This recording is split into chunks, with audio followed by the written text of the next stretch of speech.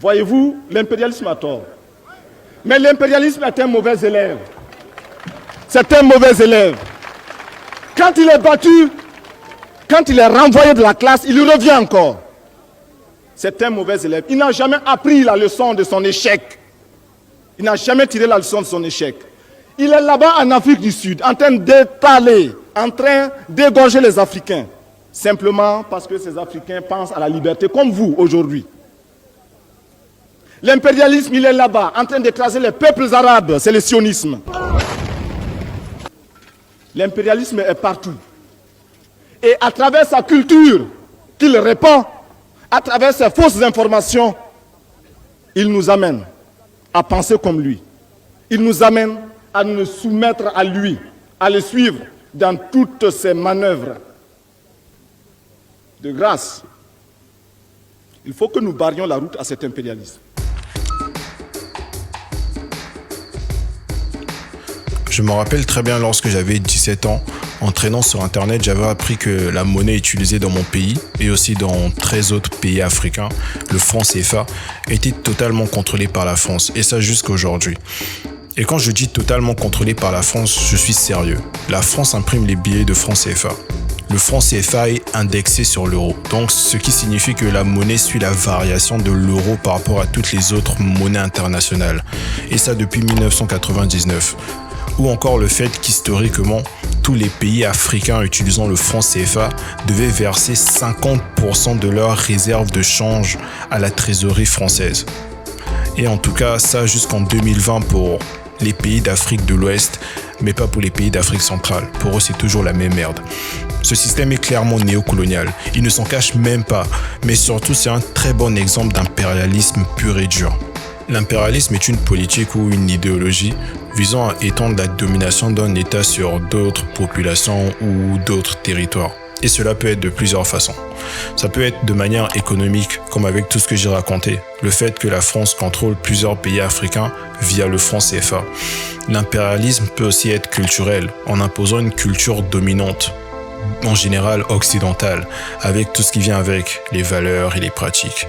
Par exemple, durant la colonialisation, les colons venaient nous imposer leur culture soi-disant moderne comparée à la nôtre africaine qui était vue comme inférieure ou primitive.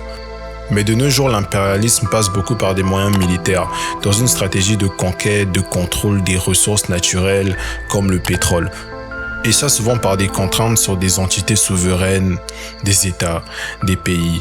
Le meilleur exemple pour ça, c'est les États-Unis, la guerre du Golfe, la guerre d'Irak, ou encore récemment ce qui se passe actuellement avec l'Iran et le Venezuela, où les États-Unis essayent d'avoir un contrôle sur le flux de pétrole mondial. Il faut comprendre et réaliser que l'impérialisme n'a pas juste pour objectif d'affaiblir d'autres pays, ou d'affirmer une forme de puissance ou de supériorité économique. Pas du tout. Le but est d'avoir une forme de contrôle sur le long terme. Et à cause de ça, l'impérialisme implique une connexion forte avec le néocolonialisme.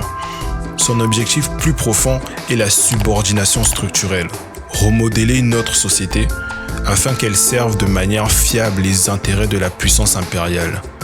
Et ça pendant des siècles ou des décennies. Le néocolonialisme et l'impérialisme vont de pair. It's almost the same shit. Parce que la réalité est que dans ce monde impérialiste, le développement d'un pays doit obligatoirement impliquer le sous-développement d'un autre pays par l'appropriation et le contrôle des ressources du pays contrôlé. Et ça que ce soit maintenant ou dans le passé.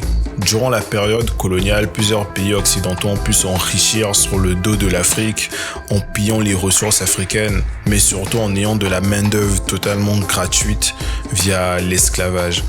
Et ça durant des années, afin de pouvoir se développer et de s'enrichir. Et ce vol de ressources africaines continue jusqu'à aujourd'hui. C'est juste dissimulé sous de la diplomatie. Le lien entre l'impérialisme et le néocolonialisme n'a rien d'abstrait. Il est structurel. L'impérialisme conquiert des territoires. Le néocolonialisme conquiert la souveraineté. Là où à l'époque les colons avançaient avec des armes, aujourd'hui les mêmes avancent avec des traités, des zones monétaires et des menaces de déstabilisation si un pays ose essayer de sortir du système. l'Afrique peut participer à l'échec de ce système impérialiste.